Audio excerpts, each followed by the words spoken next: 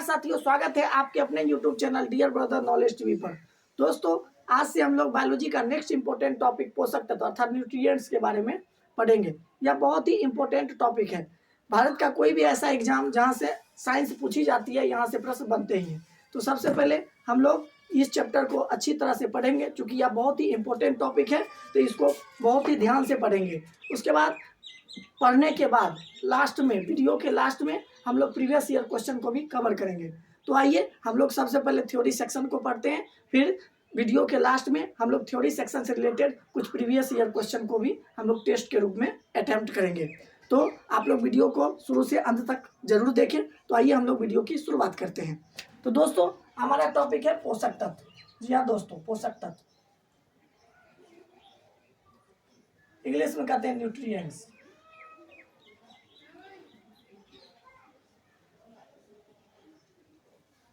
सबसे पहले हम यह जानते हैं कि हम लोग पोषक तत्व के अंतर्गत मुख्य रूप से किन किन बिंदुओं पर हमारा ध्यान केंद्रित रहेगा। सबसे पहले हम पोषक तत्व के बारे में पढ़ेंगे, जिसमें हमें पोषक तत्व से संबंधित कुछ बेसिक जानकारी, जैसे कि पोषक तत्व किसे कहते हैं, पोषक तत्व में किन किन चीज़ों को शामिल किया गया है, इसके अलावा पोषक तत्व का हमारे शरीर पर क्या प्रभाव या दुष्प्रभाव पड़ता है। इसके अलावा पोषक तत्व के अंतर्गत सम्मिलित जो भी प्रमुख तत्व हैं, जैसे कार्बोहाइड्रेट, प्रोटीन, वसा, खनिज लवण, इसका हमारे शरीर की उचित वृद्धि और विकास में कैसा रोल रहने वाला है, ताकि हमारे शरीर की भी उचित वृद्धि और विकास हो सके, साथ ही यह विभिन्न रोगों से हमारी लड़ने में किस प्रकार मदद करती है। इसके अलावा यदि हम लोग कार्बोहाइड्रेट पढ़ते हैं तो कार्बोहाइड्रेट क्या है, कार्बोहाइड्रेट से हमें क्या फ़ायदे मिलते हैं, इसके अलावा कार्बोहाइड्रेट का हमारे शरीर पर क्या प्रभाव पड़ता है, और भी कार्बोहाइड्रेट के अंतर्गत आने वाली छोटी बड़ी पॉइंट्स को हम लोग जानेंगे। इसके अलावा वसा हो गया, प्रोटीन हो गया, खनिज लवण हो गया, विटामिन हो गया, ये सारे पोषक तत्व के अंतर्गत आते हैं। तो हम क्या करेंगे, बारी बारी से इन सारी चीज़ों को डिटेल से पढ़ेंगे। तो आइए सबसे पहले हम लोग जानते हैं कि पोषक तत्व किसे कहते हैं। दोस्तों, हम जानते हैं कि हर एक मनुष्य को, इस संसार में जितने भी मनुष्य हैं या जितने भी सजीव प्राणी हैं, उन्हें क्या लगती है, भूख लगती है। भूख लगती है जब मनुष्य को, तो वह क्या मांगता है, भोजन मांगता है, खाना खाता है। आखिर वो खाना क्यों खाता है, क्योंकि हम जानते हैं कि हमारे शरीर में विभिन्न प्रकार की कोशिकाएं अर्थात विभिन्न प्रकार के अंग जो होते हैं, वह विभिन्न कार्यों को सुचारू पूर्वक करते हैं, और उन्हीं कार्यों को सुचारू रूप से संचालित करने के लिए किसकी आवश्यकता होती है, ऊर्जा की आवश्यकता होती है। और यह ऊर्जा कहाँ से मिलती है, तो हमारे द्वारा ग्रहण किए गए जो भोज्य पदार्थ होते हैं, उसी से हमको ऊर्जा की प्राप्ति होती है। तो इसके अलावा मान लेते हैं जब कोई मनुष्य का शरीर या किसी सजीव प्राणी का शरीर किसी रोगों से ग्रसित हो जाता है, तो दोस्तों इन रोगों से ग्रसित चीज़ों को हम लोगों को क्या करना चाहिए कि दुष्प्रभाव करने के लिए क्या करने, भोजन में मौजूद कुछ ऐसे भी तत्व होते हैं जो हमें हमारे शरीर में जो भी ग्रसित जो रोग होते हैं उससे लड़ने में क्या करती है, हमारी मदद करते हैं। इसके अलावा मान लेते हैं कि हम जब भोजन को ग्रहण करते हैं, तो भोजन को ग्रहण करने के दौरान भोजन का संपूर्ण रूप से पाचन होना भी क्या है, बहुत ही जरूरी है, क्योंकि पचा हुआ भोजन ही हमारे शरीर के लिए उपयोगी साबित होता है, और वह हमारे शरीर की उचित और वृद्धि और विकास के लिए क्या होते हैं, आवश्यक होते हैं। तो उन भोजन को अच्छी तरह से पचाने के लिए किसकी आवश्यकता होती है, मुख्य रूप से तो जल की आवश्यकता होती है। तो जल क्या है, जल को हम लोग खनिज लवण जैसे पोषक तत्व के अंतर्गत हम लोग क्या करते हैं, इसको रखते हैं। इसके अलावा मान लेते हैं हमारे शरीर का कोई भी अंग टूट फूट जाए, या शरीर की कोई भी त्वचा पर खरोच हो जाए, या किसी प्रकार का जख्म हो जाए, तो उन जख्म को अर्थात उस घाव को भरने के लिए हमें क्या होता है, प्रोटीन जैसे पोषक तत्वों की आवश्यकता होती है। तो दोस्तों, ये सारे पोषक तत्व जो होते हैं, ये सारे पोषक तत्व हम मनुष्यों के लिए बहुत ही जरूरी होता है। उसका हम लोगों ने संक्षिप्त रूप से अभी थोड़ी सी जानकारी प्राप्त की। तो विशेष रूप से हम यह जानते हैं कि पोषक तत्व किसे कहते हैं। तो दोस्तों, पोषक तत्व का परिभाषा हम कुछ इस प्रकार दे सकते हैं कि सभी सजीव प्राणियों को, सभी सजीव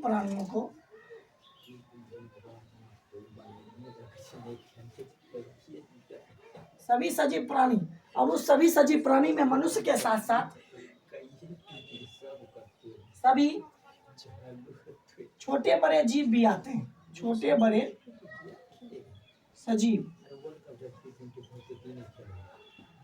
सभी सजीव प्राणियों के शरीर की उचित वृद्धि और विकास के लिए, उचित वृद्धि एवं विकास के लिए के लिए किसकी आवश्यकता होती है? इसी पोषक तत्व की आवश्यकता होती है।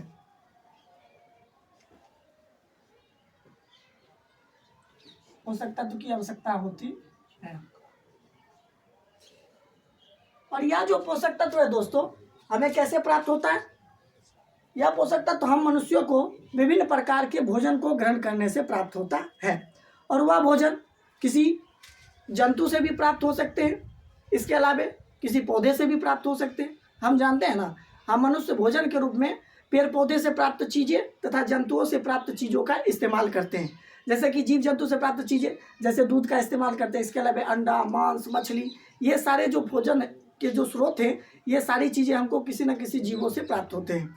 इसके अलावा हम लोग विभिन्न प्रकार के अनाज खाते हैं, जैसे गेहूँ, चावल, धान, मक्का, ये सारी चीज़ें हम लोगों को पेड़ पौधे से प्राप्त होते हैं। इसके अलावा विभिन्न प्रकार के फल फूल, जिसके ग्रहण करने से या जिसको खाने से हमें विभिन्न प्रकार के पोषक तत्वों की आवश्यकता होती है, उसके लिए हम लोग विभिन्न प्रकार के खाद्य पदार्थों का सेवन करते हैं। तो दोस्तों, इसलिए इसको क्या कहते हैं हम लोग? पोषक तत्व कहते हैं। अर्थात यदि सिंपल रूप में कहा जाए पोषक तत्व क्या होते हैं, तो आप यह कह सकते हैं कि शरीर की उचित वृद्धि और विकास के लिए, मानव शरीर हो या फिर कोई सजीव प्राणी हो, चाहे वह छोटा से छोटा ही हो या फिर बड़े से बड़े जीव हो, सभी को शरीर की उचित वृद्धि और विकास की आवश्यकता होती है।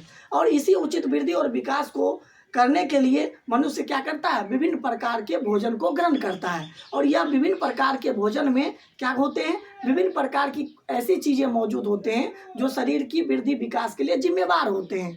तो वे सारे भोजन जो शरीर की वृद्धि और विकास के लिए जिम्मेवार होते हैं, उन भोजन को हम लोग पोषक तत्व युक्त भोजन कहते हैं। तो यह हो गया हमारा संक्षिप्त रूप से जानकारी पोषक तत्व के विषय में। अब हम लोग यह जानते हैं कि इसी चीज़ों से संबंधित एक शब्द सुनने को मिलता है, पोषण।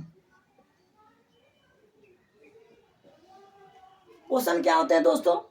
तो पोषण का भी परिभाषा आप इसी पोषक तत्व रूपी शब्दों से या परिभाषाओं से आप दे सकते हैं। पोषण का अर्थ होता है मनुष्यों के द्वारा भोजन को ग्रहण करना। मनुष्य के द्वारा, सिंपल रूप में यदि कहा जाए, मनुष्यों के द्वारा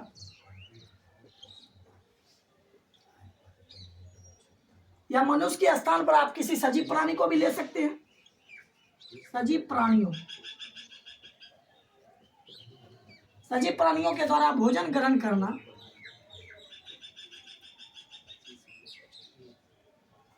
क्या कहलाता है? पोषण कहलाता है।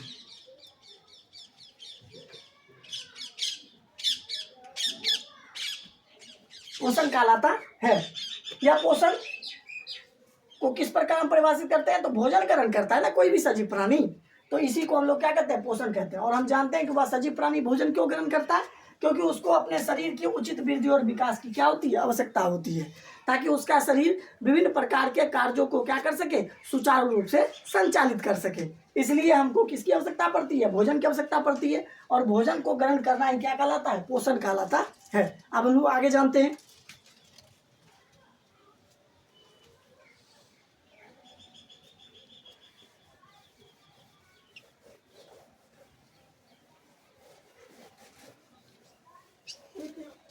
पोषण के आधार पर जीवों को दो वर्गों में बांटा गया है। एक को कहते हैं स्वपोषी और दूसरे को कहते हैं परपोषी।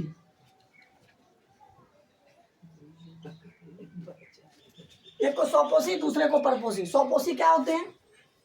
तो स्वपोषी वे सजीव प्राणी होते हैं जो अपना भोजन स्वयं बनाते हैं, अर्थात अपने शरीर की उचित वृद्धि और विकास के लिए स्वयं के द्वारा निर्मित किए हुए भोजन का इस्तेमाल शरीर की वृद्धि के लिए करते हैं। वैसे जीव क्या कहलाते हैं? स्वपोषी कहलाते हैं। जैसा कि आप जानते हैं कि सभी हरे पेड़ पौधे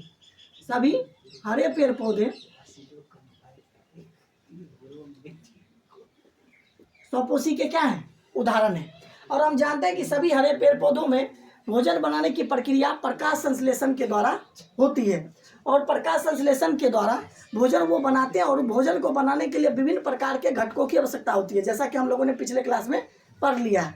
हम लोग संक्षिप्त जानकारी प्राप्त करते हैं, जैसे कि सूर्य प्रकाश चाहिए, सूर्य से प्राप्त सूर्य प्रकाश, उसके अलावा जल चाहिए, वायुमंडल में उपस्थित कार्बन डाइऑक्साइड चाहिए, इसके अलावा पत्तियों में उपस्थित जो क्लोरोफिल होते हैं उसकी सहायता से पौधे क्या करते हैं, अपना भोजन पत्तियों में बनाते हैं। और भोजन बनाने की इसी प्रक्रिया को हम लोग क्या कहते हैं, प्रकाश संश्लेषण, या फिर अंग्रेजी में इसका रूपांतरण क्या है, फोटोसिंथेसिस।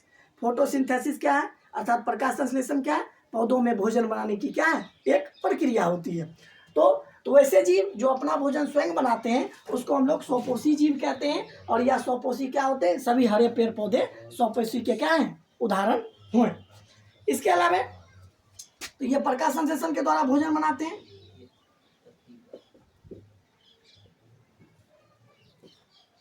इसके अलावा परपोषी क्या होते हैं दोस्तों, तो परपोषी का मतलब होता है वैसे जीव जो अपना भोजन खुद नहीं बनाते हैं बल्कि किसी अन्य जीवों के द्वारा निर्मित हुए भोजन पर क्या करते हैं, निर्भर रहते हैं और उसी भोजन को ग्रहण करके अपने शरीर की उचित वृद्धि और विकास करते हैं। इसको हम लोग क्या करते हैं, वैसे जीव को परपोषी कहते हैं। जैसा कि आप जानते हैं कि सभी मनुष्य हो गए, या आप एक ही बार में कह सकते हैं कि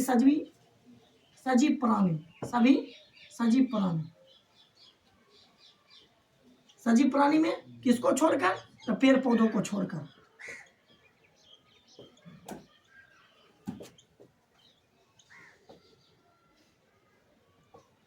अर्थात इस पूरे जीव जगत में केवल पेड़ पौधों को छोड़कर बाकी जितने भी सजीव प्राणी हैं सभी क्या करते हैं, अपना भोजन खुद नहीं बनाते हैं बल्कि भोजन को प्राप्त करने के लिए वह किसी अन्य जीवों पर, या यूं कहे तो वह पेड़ पौधों पर क्या करते हैं, निर्भर रहते हैं। अर्थात पेड़ पौधों के द्वारा ही बनाए गए भोजन या भोज्य पदार्थ के रूप में पेड़ पौधे जिन चीज़ों का निर्माण करते हैं उस पर क्या करते हैं, सभी परपोषी जीव क्या करते हैं, निर्भर रहते हैं। और वह परपोषी जीव क्या कौन होते हैं, जैसे सभी मनुष्य हो गए। इसके अलावा अन्य जो सभी छोटे बड़े जो सजीव प्राणी हैं वे सभी परपोषी के अंतर्गत आते हैं। तो इन जीवों को, अर्थात ये परपोषी जीव जो होते हैं वह अलग अलग रूपों में देखने को हमको मिलते हैं। जैसे कि पहला रूप है शाकाहारी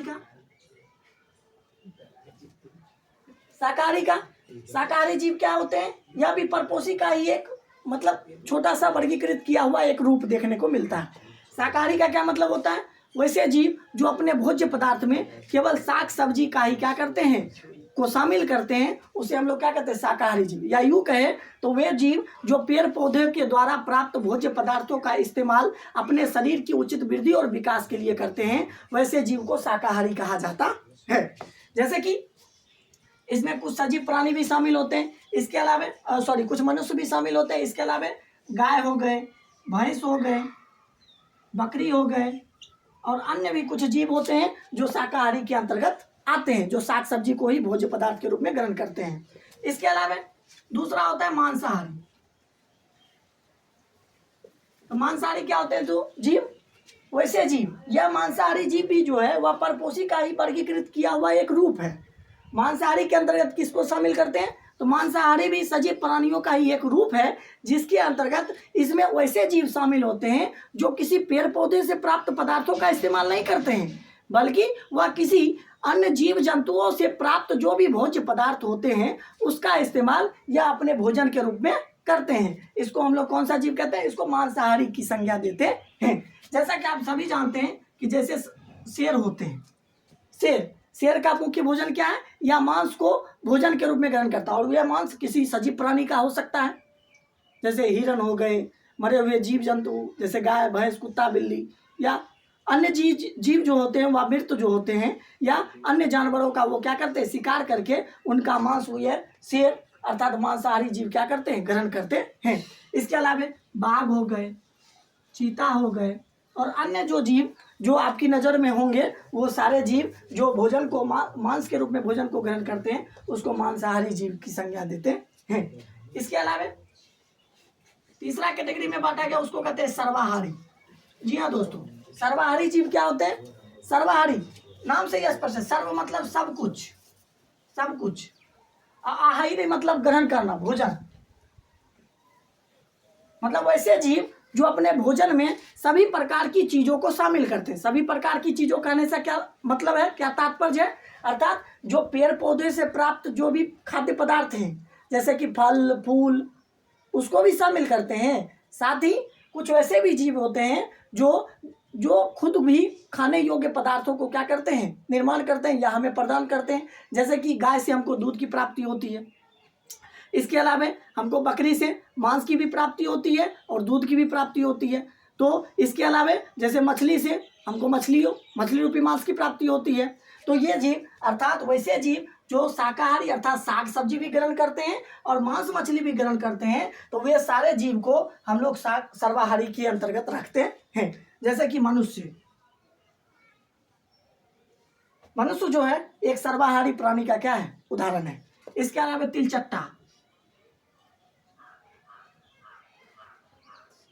तिलचट्टा को भी सर्वाहारी जीव के अंतर्गत रखा गया है। तो इस प्रकार हमने देखा कि पोषण के आधार पर जीवों को दो वर्गों में बांटा गया है, एक स्वपोषी, दूसरा परपोषी। स्वपोषी के अंतर्गत सभी हरे पेड़ पौधे आते हैं, क्योंकि यह अपने ही द्वारा निर्मित हुए भोजन का क्या करते हैं, इस्तेमाल अपने शरीर की वृद्धि और विकास के लिए करते हैं। और वह कौन सा प्रक्रिया है भोजन बनाने का, तो वह प्रकाश संश्लेषण प्रक्रिया के द्वारा ये भोजन तैयार करते हैं। इसके अलावा हमने परपोषी के अंतर्गत क्या देखा, इसमें वैसे जीव जो आते हैं जो अपना भोजन खुद नहीं बनाते हैं, स्वयं नहीं बनाते हैं, बल्कि यह अपने भोजन के लिए वह किसी अन्य जीवों पर अर्थात सभी हरे पेड़ पौधे पर क्या करते हैं, निर्भर रहते हैं। ये हरे पेड़ पौधों से ही प्राप्त भोज्य पदार्थों का इस्तेमाल ये परपोषी वाले जीव करते हैं। इसके आधार पर हमने देखा कि परपोषी को आप 3 भागों में मुख्य रूप से बांट सकते हो, एक शाकाहारी, दूसरा मांसाहारी और तीसरा सर्वाहारी। शाकाहारी में वैसे जीव आते हैं जो भोज्य पदार्थ के रूप में साग सब्जी को ग्रहण करते हैं, अर्थात पेड़ पौधे से ही प्राप्त सामग्री का इस्तेमाल वो भोज्य पदार्थ के रूप में करते हैं। मांसाहारी में वैसे जीवों को रखा गया है जो मांस मछली का सेवन करते हैं भोज्य पदार्थ के रूप में, जैसे शेर, बाघ, चीता, ये सारे जीव मांसाहारी की कैटेगरी में आते हैं। इसके अलावा सर्वाहारी जो साग सब्जी और मांस मछली दोनों को ग्रहण करते हैं भोज्य पदार्थ के रूप में, उसको सर्वाहारी की संज्ञा देते हैं। उसमें मनुष्य और तिलचट्टा दोनों को शामिल किया गया है। इसके अलावा इस परपोषी को अन्य भागों में भी बांटा गया, उसको अब हम लोग देखते हैं।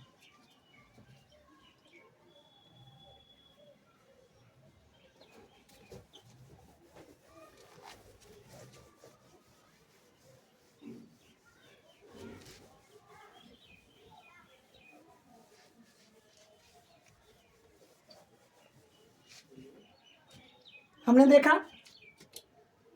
पोषण के आधार पर 2 जीव, एक था स्वपोषी और दूसरा परपोषी।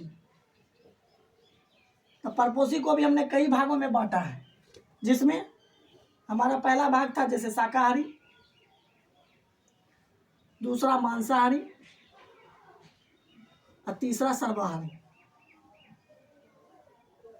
इन तीनों के बारे में हमने विस्तृत जानकारी प्राप्त किया है अभी अभी। इसके अलावा अन्य जीवों में की कैटेगरी में बांटा गया, जिसको हम लोग पहला है अपमार्जक।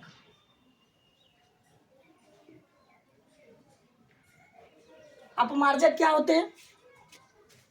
अपमार्जक को भी परपोषी की ही अंतर्गत रखा गया है।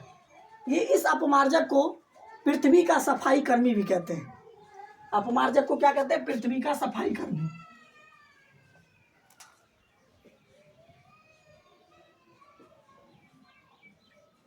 सफाई कर्मी भी कहते हैं। क्यों कहते हैं? क्योंकि इस अपमार्जक के अंतर्गत आने वाले जो भी जीव है वह क्या करते हैं, इस पृथ्वी पर मौजूद जितने भी मृत सजीव प्राणी हैं, जैसे किसी भी जीव की यदि मृत्यु हो जाती है तो उन जीवों को या इस अपमार्जक के अंतर्गत आने वाले जीव क्या करते हैं, उसको खा जाते हैं, या फिर उसको छोटे छोटे टुकड़ों में बदल कर उसको किस में बदल देते हैं, ह्यूमस में बदल जाते हैं। और वह ह्यूमस मिट्टी की उर्वरा शक्ति को क्या करती है, बढ़ाती है। अर्थात वह स्वयं को खा लेता है या फिर उसको अच्छी तरह से छोटे छोटे टुकड़ों में बदलकर उसको ह्यूमस में बदल देता है और वह मिट्टी में मिलकर ह्यूमस में मिट्टी की उर्वरा शक्ति बढ़ाती है। अर्थात किसी भी कारणवश वह क्या करती है, पृथ्वी पर मौजूद मृत जीवों का क्या कर देती है, सफाया कर देती है, अर्थात उसको समाप्त कर देता है। वह उस जीवों को, मृत जीवों को हमारे वातावरण को या हमारे पर्यावरण को प्रदूषित होने से क्या करता है, बचाता है। हमारे पर्यावरण को सुरक्षित रखने में हमारी क्या करती है, स्वच्छ बनाए रखने में क्या करती है, यह अपमार्जक जीव मदद करते हैं। इसके अलावा इस अपमार्जक का दूसरा नाम है अपघटक।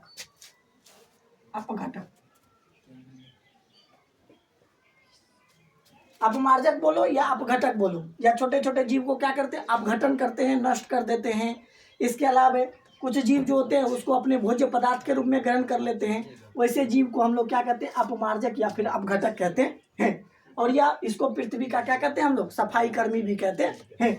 इसके अंतर्गत कुछ जीवों को रखा गया जैसे गिद्ध,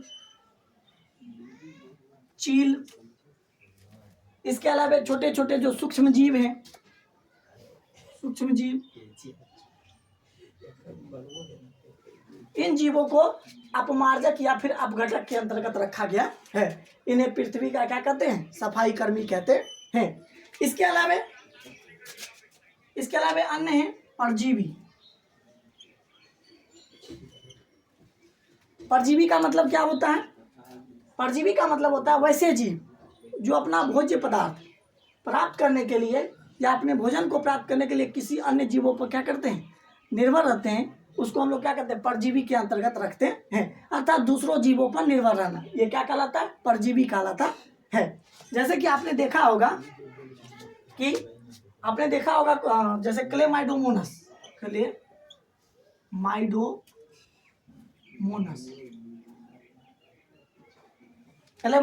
हो गया, या फिर यूग्लिना, ये वैसे जीव होते हैं जो किसी जीवों के ऊपर या किसी जीवों के अंदर रहकर या खुद को क्या करते हैं, पोषण प्राप्त करते हैं, अर्थात भोजन प्राप्त करते हैं। इसको हम लोग परजीवी के अंतर्गत रखते हैं। एक और भाग में बांटा गया, उसको कहते हैं सहजीवी। ये सहजीवी क्या होते हैं, सहजीवी का पूर्ण रूप से अर्थ होता है साथ साथ जीवन गुजर बसर करना।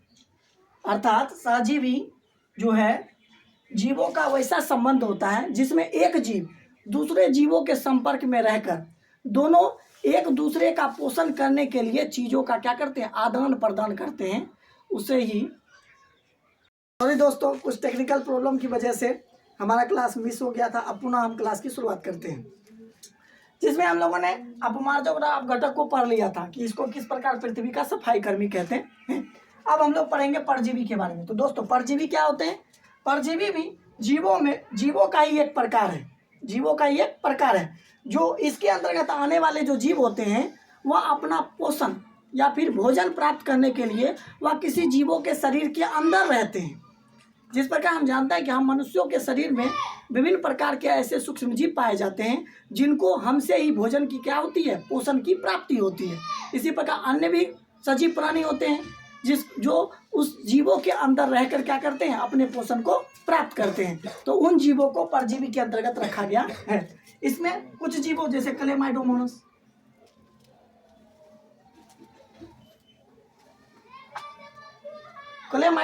भी इसी परजीवी जैसे जीव का क्या है, एक उदाहरण है, जो किसी अन्य जीवों के शरीर में रहकर उससे क्या करते हैं, अपने पोषण को प्राप्त करते हैं। इसके अलावा अन्य भी जीव हो सकते हैं। अब हम लोग आगे पढ़ते हैं सहजीवी के बारे में।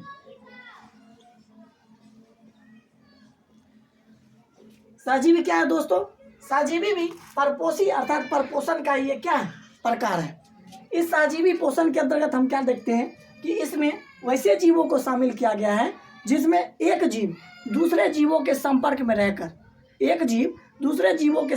रहकर साथ साथ पोषण प्राप्त करने के लिए एक दूसरे के बीच चीज़ों का क्या करते हैं, आदान प्रदान करते हैं। अर्थात मान लेते हैं पहला जीव ये है और दूसरा जीव ये है, तो दोनों एक दूसरे के संपर्क में आ गए।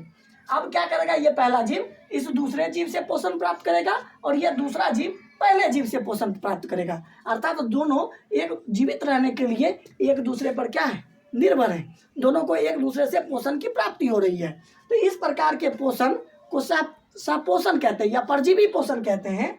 परजीवी के ही अंतर्गत इसको रख सकते हैं, सहजीवी पोषण कहते हैं। और इसमें रहने वाले जीव को हम लोग सहजीवी कहते हैं। और इस प्रकार के जो संबंध होते हैं कि साथ साथ पोषण प्राप्त करना, इस प्रकार के संबंध को हम लोग सहजीवी संबंध कहते हैं।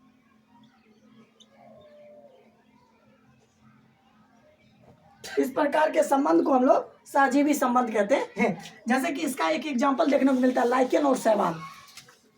लाइकेन और शैवाल,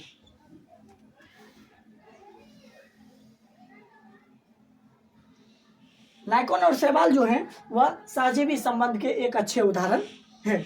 इस प्रकार हमने देखा पोषण के अंतर्गत शाकाहारी, मांसाहारी, सर्वाहारी और इसके अलावे अपमार्जक, परजीवी और सहजीवी ये किस प्रकार परिभाषित होते हैं और इन सारे जीव किस प्रकार परपोषी के अंतर्गत आते हैं। अब हम लोग आगे देखते हैं। दोस्तों अब हम लोग आगे देखते हैं।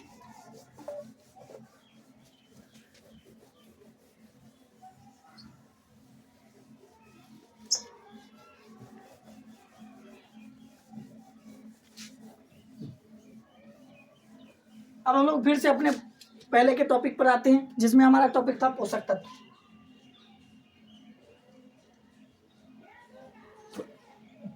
पोषक तत्व में हम मुख्य रूप से क्या करते हैं, भोजन ग्रहण करते हैं, जैसा कि आपको पता ही है, भोजन ग्रहण करते हैं। और यही भोजन ग्रहण करना क्या कहलाता है, पोषण कहलाता है। अब हमारा मेन पर्पस है कि हम भोजन क्यों ग्रहण करते हैं, हम भोजन क्यों ग्रहण करते हैं। तो आपका जवाब हो सकता है कि अपनी भूख को मिटाने के लिए, भूख मिटाने के लिए। दूसरा जवाब आपका हो सकता है शरीर की उचित वृद्धि और विकास के लिए,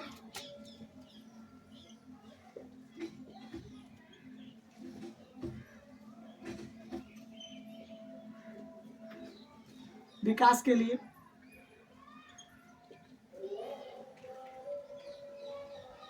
तीसरे अन्य कोई भी जवाब हो सकते हैं आपके सामान्य समझ से, लेकिन इसमें से भोजन ग्रहण करने का जो मेन उद्देश्य है वह केवल भूख मिटाना ही नहीं है, बल्कि इसका यदि सटीक जवाब, यदि सटीक आप उत्तर देना चाहो तो इसका करेक्ट आंसर होना चाहिए शरीर की उचित वृद्धि और विकास के लिए। जी हाँ दोस्तों, शरीर की उचित वृद्धि और विकास के लिए हम क्या करते हैं, भोजन को ग्रहण करते हैं।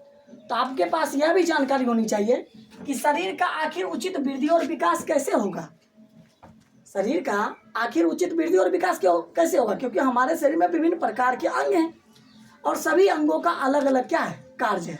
और सभी अंग यदि अच्छी तरह से सुचारू रूप से यदि कार्य करते हैं तभी हमारे शरीर का पूरा सिस्टम जो है वह सुचारू ढंग से काम करता है और हमारे शरीर की उचित वृद्धि और विकास हो पाती है। तो इसलिए जब हम लोग भोजन ग्रहण करते हैं तो भोजन ग्रहण करने के दौरान हमारे शरीर के लिए मुख्य रूप से 3 चीज़ों की आवश्यकता पड़ती है। शरीर के लिए मुख्य रूप से 3 चीज़ों की आवश्यकता पड़ती है। एक होता है ऊर्जा, ये क्या होता है दोस्तों, ऊर्जा होता है। दूसरा होता है शरीर का निर्माण करना,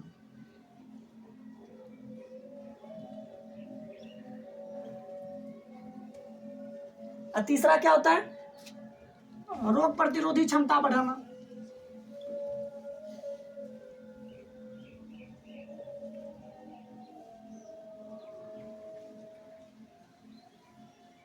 या फिर शरीर को रोगों से मुक्त रखना।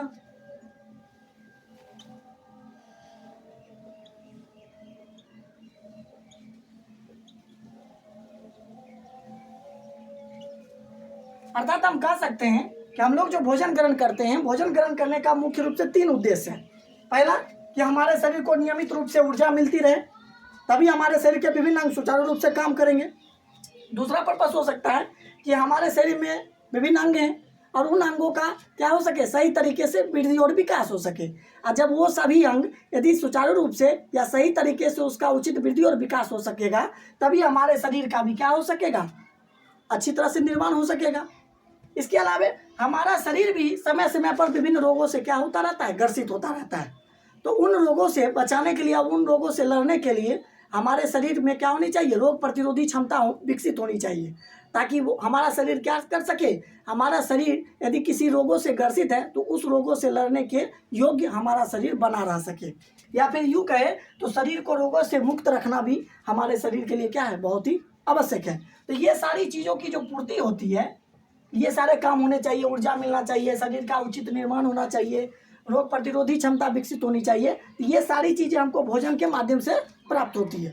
हम लोग भोजन में विभिन्न प्रकार की चीज़ों को शामिल करते हैं तभी हमको प्राप्त होती है। तो हम लोग जो भोजन में जीवित चीज़ों को शामिल करते हैं, उन चीज़ों को यदि निचोड़ कर देखा जाए या फिर शरीर के लिए जो भी आवश्यक चीज़ें हैं हमारे भोजन में मौजूद, यदि उन चीज़ों को देखा जाए तो उसमें मुख्य रूप से 5 चीज़ें मौजूद होती है।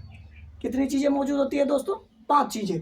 उनमें से पहला जैसे कि ऊर्जा, तो ऊर्जा हम लोग भोजन ग्रहण करते हैं तो हमको ऊर्जा चाहिए, तो ऊर्जा प्राप्त करने के लिए हमारे भोजन में क्या क्या होना चाहिए, कार्बोहाइड्रेट होना चाहिए।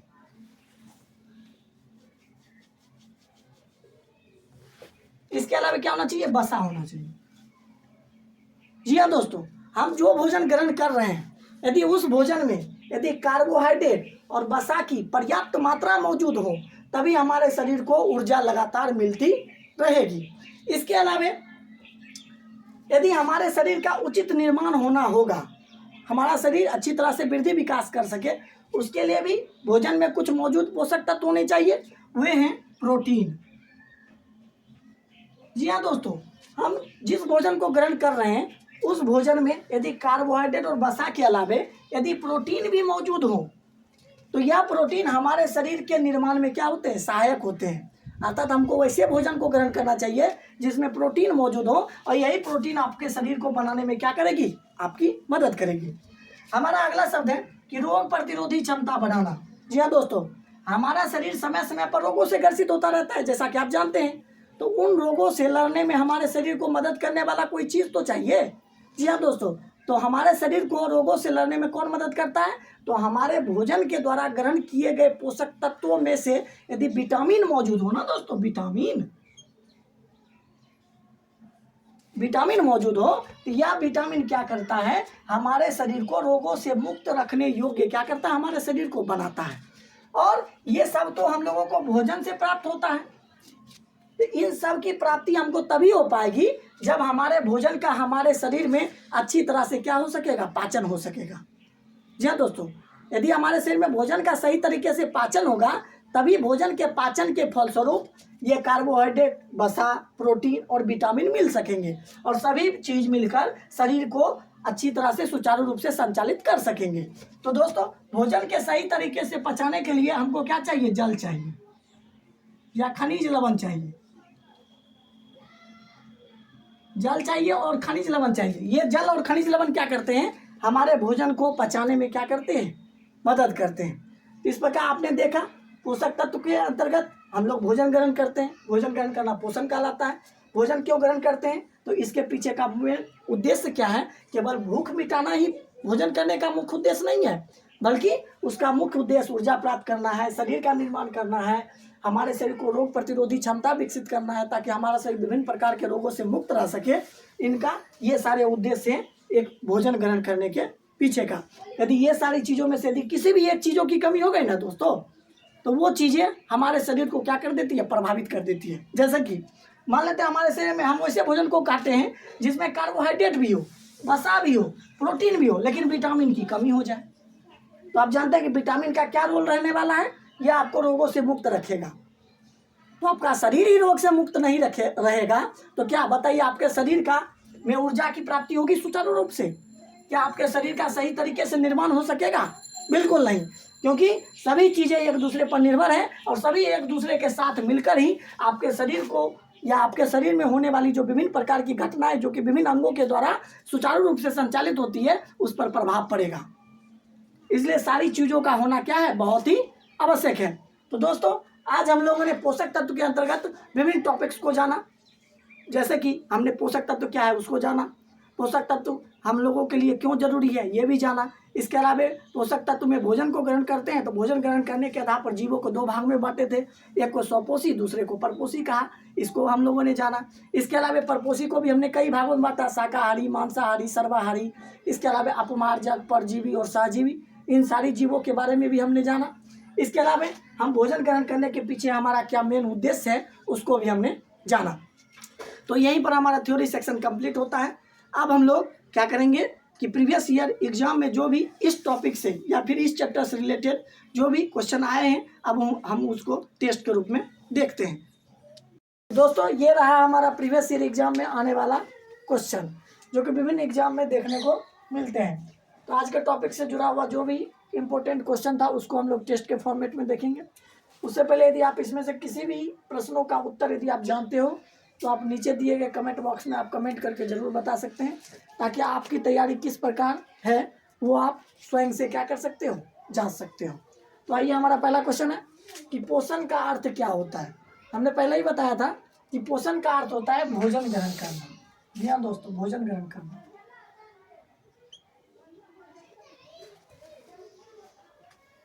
और भोजन ग्रहण करने के पीछे हमारा मेन उद्देश्य क्या है वो भी हमने विस्तृत रूप से जानकारी प्राप्त किया है।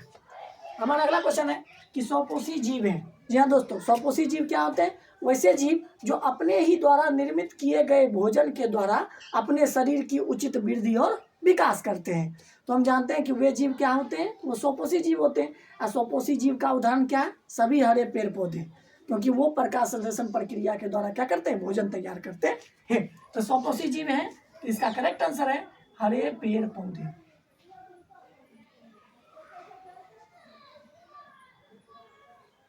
हमारा अगला क्वेश्चन है कि अपमार्जक होते हैं। जी हाँ दोस्तों, अपमार्जक होते हैं। तो अपमार्जक क्या होते हैं? तो अपमार्जक जो होते हैं वह अपघटक होते हैं। अपघटक होते हैं। अपघटक करने का क्या मतलब हुआ? ये अपमार्जक के अंतर्गत आने वाले जो जीव होते हैं वह मृत जीवों पर ही निर्भर रहते हैं। मृत जीवों के ही द्वारा अपना पोषण प्राप्त करते हैं और उन जीवों को क्या करते हैं? वो सरा गलाकर मिट्टी में ह्यूमस के रूप में परिवर्तित करके क्या कर देते हैं? मिला देते हैं। इसलिए इसको अपघटक कहते हैं। इसके अंतर्गत हमने देखा था क्या क्या आ सकते हैं? गिद्ध आ सकते हैं, चील आ सकते हैं, सभी सूक्ष्म जीव आ सकते हैं। ये सभी अपघटक के अंतर्गत आते हैं। हमारा अगला क्वेश्चन है पौधों में भोजन बनाने की क्रिया क्या कहलाती है? जी हाँ दोस्तों, पौधों में भोजन बनाने की क्रिया प्रकाश संश्लेषण कहलाती है। प्रकाश संश्लेषण, जिसको अंग्रेजी में फोटोसिंथेसिस कहते हैं। और यही वह क्रिया है जिसकी वजह से पेड़ पौधे को यह क्रिया क्या बनाती है? स्वपोषी जीव की संज्ञा देने में क्या करती है? मदद करती है। क्योंकि जिन जीवों में प्रकाश संश्लेषण की प्रक्रिया होगी वो जीव अपना भोजन खुद बनाएंगे और ऐसे जीव स्वपोषी जीव की संज्ञा के अंतर्गत आते हैं। हमारा अगला क्वेश्चन है कि ऊर्जा प्रदान करने वाले पोषक तत्व क्या है? हमने देखा था कि भोजन ग्रहण करने के पीछे कई उद्देश्यों में से एक उद्देश्य यह भी शामिल होता है ऊर्जा प्राप्त करना। और ऊर्जा हमको भोजन में किस पोषक तत्वों की मदद से प्राप्त होती है? कार्बोहाइड्रेट और वसा।